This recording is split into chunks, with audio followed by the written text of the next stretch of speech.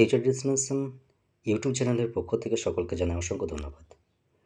Jharkhand academic counselling বা JH TET 2024 এর level 1-এর যে সিলেবাস ক্লাস 1 to 5 তা একটু দেখে নিই। ইয়ার number, name of the subject and syllabus. Name of the সাবজেক্টে আপনারা দেখতে পাচ্ছেন যে ল্যাঙ্গুয়েজ 1 হিন্দি। সেখানে ফার্স্ট আছে সেটা হচ্ছে রচনাত্মক লেখন এবং জনসঞ্চার মাধ্যম, মানে হচ্ছে সৃজনশীল লেখা এবং গণমাধ্যম। তার মধ্যে থাকবে নিবন্ধ, কার্যালয়ী পত্র, মানে হচ্ছে আমাদের যে সরকারি চিঠি আছে, রিপোর্ট, সমাচার,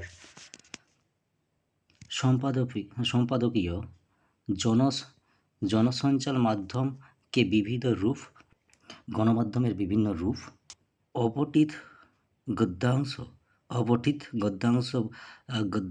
বোধ এবং কাব্যাংশ বোধ पर आधारित बोध प्रयोग, रचनात्मक शीर्षक आदि पर लघुतरीय प्रश्न।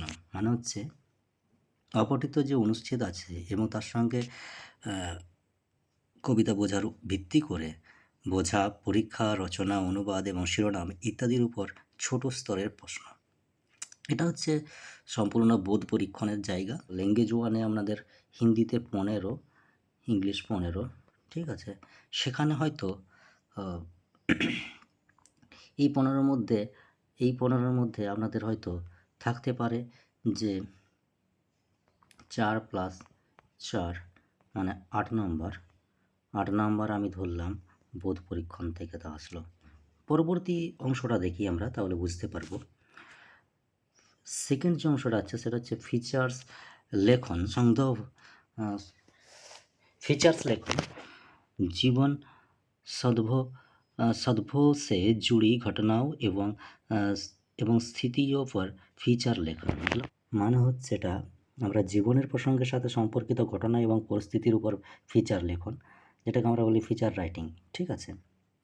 এরপরের যে অংশটা আছে সেটা একটুকু অন্যরকম, ভালো করে দেখবেন। এই দুটো কি আছে, এটা হচ্ছে আরোহ ভাগ 1 এবং ভাগ 2। আরোহ ভাগ 1 ভাগ 2। এটা হচ্ছে আমাদের যে NCERT যে 12-এর বুকটা আছে, ক্লাস 12-এর যে বুকটা আছে সেখানে এটা আছে, ঠিক আছে। NCERT-এর বোঝা গেছে। NCERT 12-এর যে বইটা আছে সেখানে আছে। এটাও সেম। সেকেন্ডটা আছে যে বিত্তদ ভাগ বা বিতান ভাগ, ভাগ 1 এবং ভাগ 2, এই দুটো আছে। ভাগ 1 ভাগ 2 তো বেশি পেজ নয়। বিতানটা যেমন হচ্ছে 12 প্লাস ভাগ 1টাতে 12, আর ওটা মনে হয় সম্ভবত 96টা পেজ থাকবে, ঠিক আছে। এই দুটো ভাগ কিন্তু আপনাদেরকে পড়তে হবে, ঠিক আছে। সেখান থেকে হয়তো শর্ট কোশ্চেন আসতে পারে। এরপর চলে আসছি, আপনারা দেখতে পাচ্ছেন যে পরবর্তী যে অংশটা আছে সেটা হচ্ছে ব্যাকরণ। ব্যাকরণের মধ্যে আমাদের কি আছে একটু দেখতে হবে। ব্যাকরণের মধ্যে আমাদের আছে সংজ্ঞা, সেকেন্ড আছে সর্বনাম, বিশেষণ, ক্রিয়া, অব্যয়, উপসর্গ, প্রত্যয়, সন্ধি, সমাস, লিঙ্গ নির্ণয় এবং কারক। এর মধ্যে থেকে আপনারা ভালো করেই জানেন যে প্রত্যয় একটু জটিল, সন্ধিটা কমন, সমাস, লিঙ্গটা আমি বলবো রাখবো, এবং কারক, লিঙ্গ নির্ণয় এবং কারক।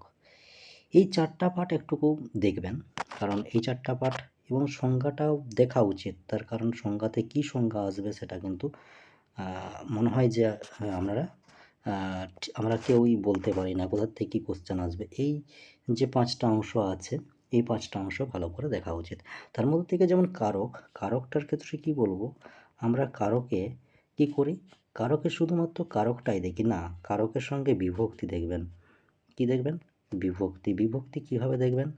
এবার ধরুন বিভক্তি আমরা পড়েছি এ, তে, ঠিক আছে। এই রকমভাবে কিন্তু বিভক্তিটা পড়বেন না। বিভক্তিটা পড়বেন প্রথমা বিভক্তি, দ্বিতীয়া বিভক্তি,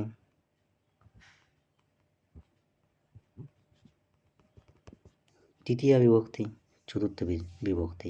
এইগুলো কিন্তু মনে রাখবেন কোনটা কোন বিভক্তি, এটা কিন্তু খুব ইম্পর্ট্যান্ট। এখানে সমাজটার ক্ষেত্রে একটু জটিলভাবে দেখবেন, মানে একটু শক্ত যে গোছেরগুলোকে দেখবেন, এবং প্রত্যয়টার ক্ষেত্রে একটু শক্ত গোছেরগুলো দেখবেন ভালোভাবে।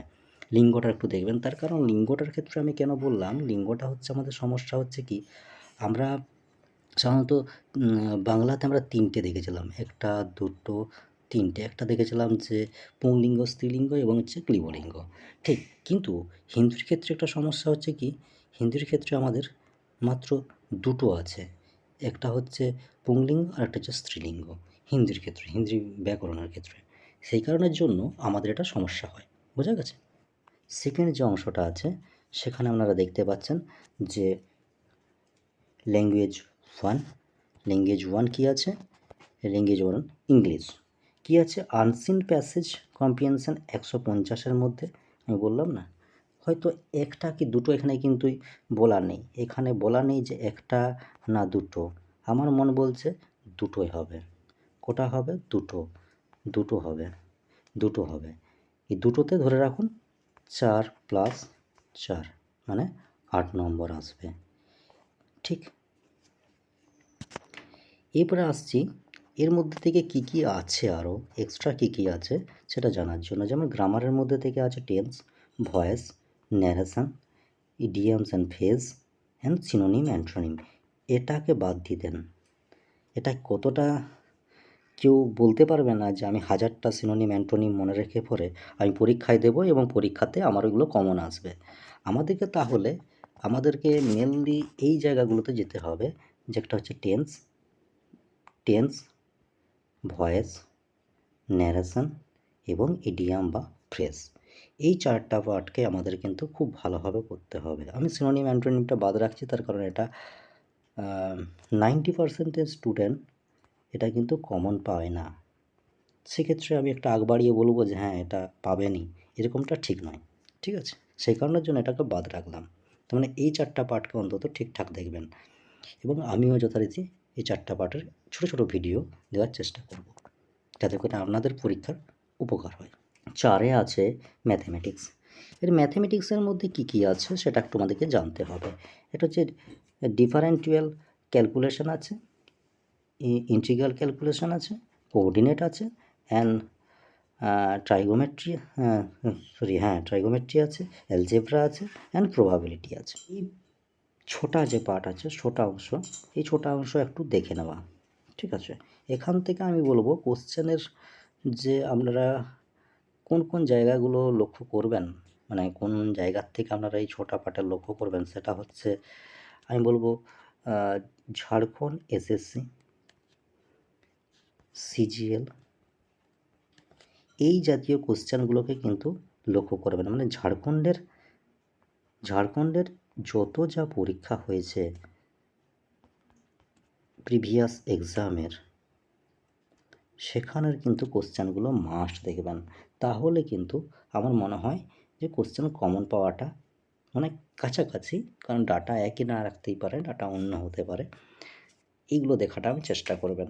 পরবর্তী যে অংশটা আছে সেটা হচ্ছে যে আমাদের চাইল্ড ডেভেলপমেন্ট অ্যান্ড পেডাগোগি। এটা খুব মন দিয়ে আমাদেরকে কাজটা করতে হবে, কারণ এখান থেকে আমাদের অনেকটা নম্বর তুলতে হবে। আশা করি নতুন সিলেবাস আপনারা যদি পান তাহলে সেখানে দেখতে পাবেন যে পার্ট ওয়াইজ যে পার্টের যে পার্সেন্টেজটা ছিল 40%, সেটা কিন্তু উঠে যাওয়ার সম্ভাবনাটা চরম, এবং উঠে যাবেই, ঠিক আছে? ধরে রাখুন। তাহলে আপনাদেরকে কতর মধ্যে কত পেতে হবে, 150-এর মধ্যে, আমি জেনারেলদের কথা বলছি, 90 পেতে হবে। কত পেতে হবে? 90 পেতে হবে। 150-এর মধ্যে অল টোটাল আপনাকে 90 পেতে হবে। আমি বলবো 100 থেকে 110 তোলাটা সবচেয়ে ভালো, ঠিক আছে? যদি কেউ তুলতে পারে তাহলে খুব ভালো স্কোর, ঠিক আছে? এবারে দেখে নিই আমরা সিডিপির মধ্যে কী কী আছে। সিডিপির মধ্যে ফার্স্ট যেটা দেখব সেটা হচ্ছে যে কি, ফার্স্ট আছে দেখো, বাল ব্যবহার কা অধ্যয়ন, মানে হচ্ছে বাল মানে হচ্ছে আমরা জানি চাইল্ড, ব্যবহারকে, এখানে যে অংশটা আছে এটা একটা টপিক। এই টপিকটার মধ্যে কী কী আছে অধ্যয়ন, এই টপিকটার মধ্যে আমাদের আছে কি আছে সেটা আমরা দেখব। একটা হচ্ছে ব্যবহারকে সিদ্ধান্ত, ব্যব- ব্যবহারকে সিদ্ধান্ত, সেকেন্ড হচ্ছে ব্যবহারকে, ব্যবহারকে মানে বিহেভিয়ারালিজম, ব্যবহারকে নির্ধারক তত্ত্ব। বিহেভিয়ারালিজমের যে থিওরিগুলো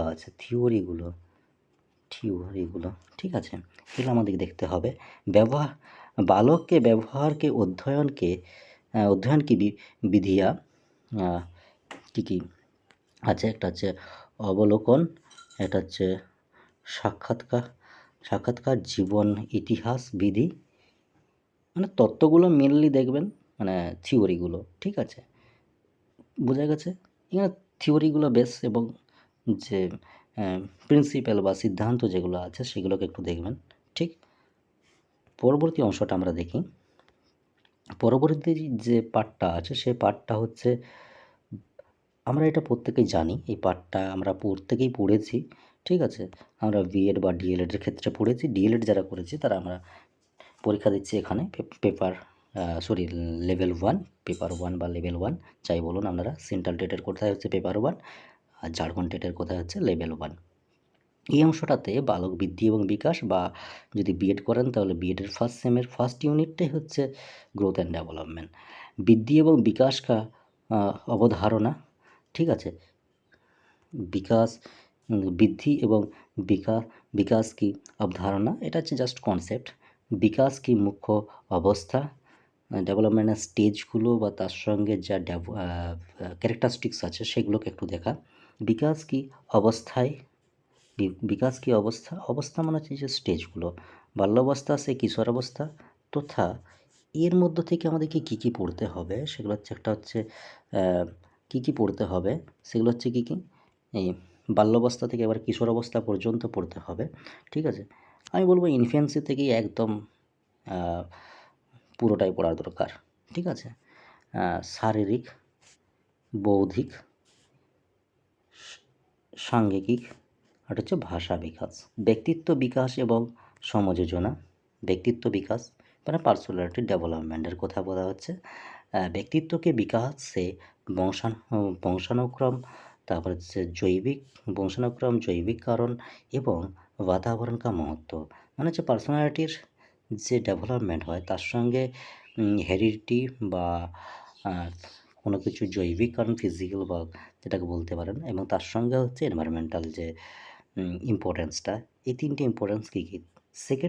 সেকেন্ড কী আছে, বিদ্যালয়, সমুদায় এবং পরিবার में समायोजन की महत्वपूर्ण टेक्निक, মানে হচ্ছে যে এই ব্যক্তিত্ব বিকাশের ক্ষেত্রে পরিবার মানে হচ্ছে বন্ধুবর্গ বা বিদ্যালয়ের কী কী ভূমিকা, ইম্পর্টেন্সটা কী ঠিক আছে, এরা কীভাবে কাজ করে, এরা কীভাবে ব্যক্তিত্বকে ডেভেলপ করে, সেটার এখানে কিন্তু এটা নিয়ে আলোচনা করতে হবে। ব্যক্তিগত বিভিন্নতা এবং উস্কা শৈক্ষিক প্রভাব, একটা হচ্ছে ব্যক্তিগত ইন্ডিভিজুয়াল ডিফারেন্স, এটা আমরা ইন্ডিভিজুয়াল ডিফারেন্স দেখছি। সেকেন্ড হচ্ছে কি ক্ষমতা, এবিলিটি, হচ্ছে অভিরুচি, আদত, सांवेगिक এবং বৌদ্ধিক উপলব্ধি और उनका শৈক্ষিক প্রভাব ঠিক আছে। কমন জিনিস, ইজি জিনিস, ইন্ডিভিজুয়াল ডিফারেন্সের সঙ্গে এটা আমরা পারবো। শিক্ষা और অধিগম, মানে হচ্ছে অধিগম মানে হচ্ছে যে লার্নিং, অধিগমকে বিভিন্ন তরিকে দেখুন এখানে ভালো করে, লার্নিংয়ের অবলোকন, অনুকরণ, স্মৃতি, দৃষ্টিকোণ, অনুসন্ধান, কৌশল, সূচনা। সেকেন্ড যে পার্টটা আছে সেটা কি দেখব, সেই পার্টটাতে কি আছে, মূল এবং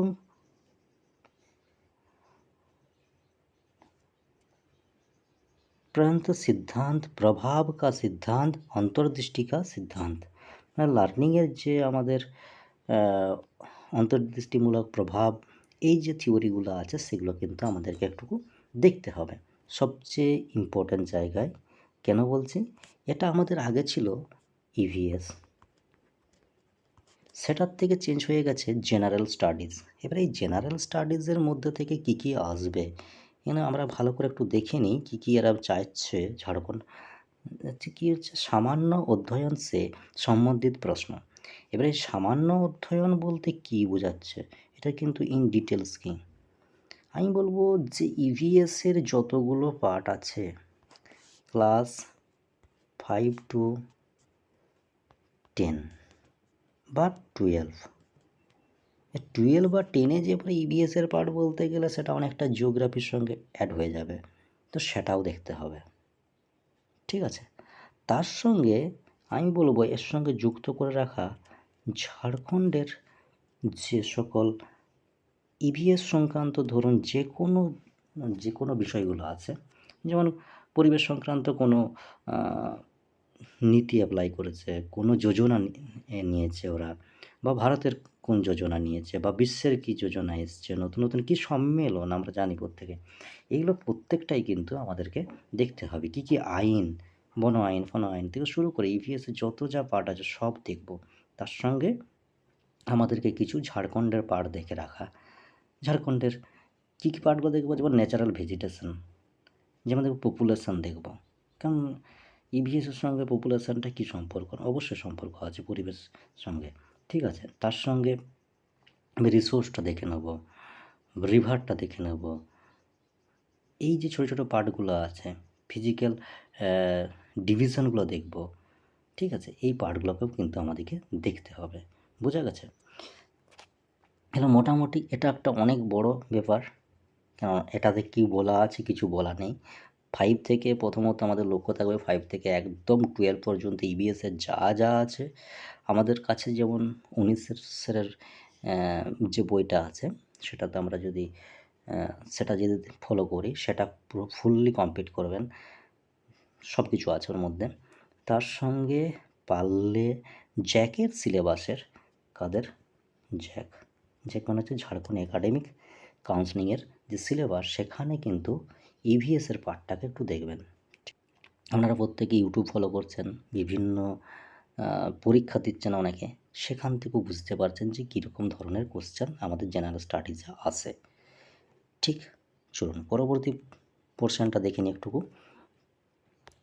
7th নম্বরে আমাদের যে অংশটা আছে সেটা কি আছে, 7th নম্বর অংশে আছে ল্যাঙ্গুয়েজ সাবজেক্ট। এবারে এই ল্যাঙ্গুয়েজ সাবজেক্টের মধ্যে আমাদের কী আমরা নিয়েছি নিশ্চয়ই, আমরা যারা বাঙালি আছি তারা নিশ্চয়ই নিয়েছি আমরা বাংলা। তাহলে এখানে বাংলাতে কেমনভাবে কোশ্চেন আসবে, দেখুন কোশ্চেনের লেখা আছে যে as per intermediate examination syllabus conduct by JAC. ঠিক আছে, কন্ডাক্ট বাই জ্যাক, মানে আমাদের যা কিছু কোশ্চেন হবে কিন্তু ইন্টারমিডিয়েট বেস অনুযায়ী। এবারে ল্যাঙ্গুয়েজ সাবজেক্টের ক্ষেত্রে এটা আমাদের তো 30 নম্বরে থাকবে, তাহলে সেখানে কি থাকবে, আমি বলবো সেখানে অন্তত 2টো কম্প্রিহেনশন থাকবে, যেটা 7-7-14 কিংবা এতটা থাকবে না, 7-7-14 থাকবে না, আমি ধরলাম যে থাকলো 6-6-12 কি 5-5-10ই ধরলাম। ঠিক আছে, যাই থাকুক 5-5-10, 5-5-10 ধরলাম, আমি টোটালটা ধরলাম 10। ঠিক আছে, এই 10 নম্বরটা কিন্তু আপনাকে কম্প্রিহেনশন থেকে তুলতে হবে। বাট একটা কথা, এখানে আমি একটা ছোট্ট জিনিস বলে নিই, যে কেউ যদি ভাবছেন যে আমরা সিটেটের যে কম্প্রিহেনশনগুলো পেয়েছি, বা পশ্চিমবঙ্গের যে প্রাইমারি টেট হয়েছে প্রাইমারি যে টেট হয়েছে, তার মতন কি কম্প্রিহেনশনগুলো পাবো? একদম না, একদমই না। আমি আগের থেকে সাবধান করে দিই, কারণ কম্প্রিহেনশনের ক্ষেত্রে আমি বলবো এখানে বেসিক্যালি এরা কিন্তু খুব সহজ দেবে না।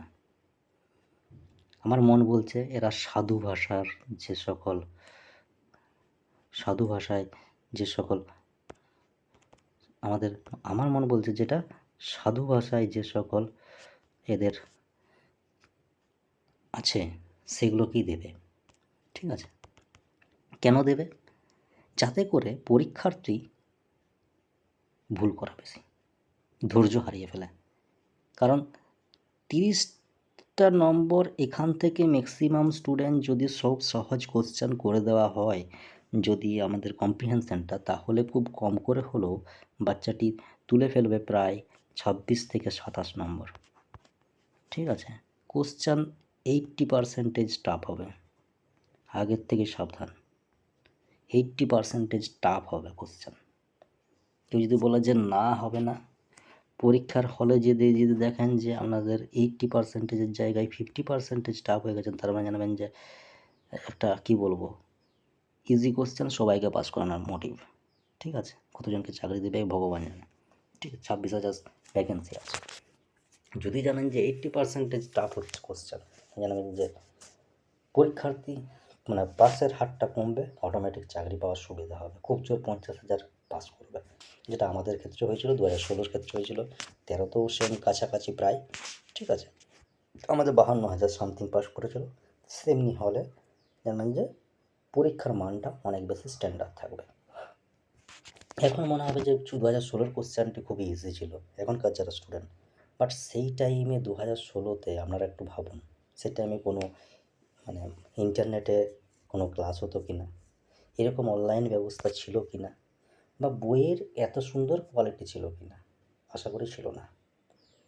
আপনাদের হাতে গোটা কয়েক আরিয়ান্ত কিংবা ছায়া, এই গোটা কয়েক বইয়ের উপর ডিপেন্ড করেই কিন্তু আমরা পরীক্ষা দিয়েছি। তার সঙ্গে সিবিএসসির টেক্সট বুকগুলোকে পড়েছিলাম, সেই কারণের জন্য আমরা হয়তো পাস করতে পেরেছি।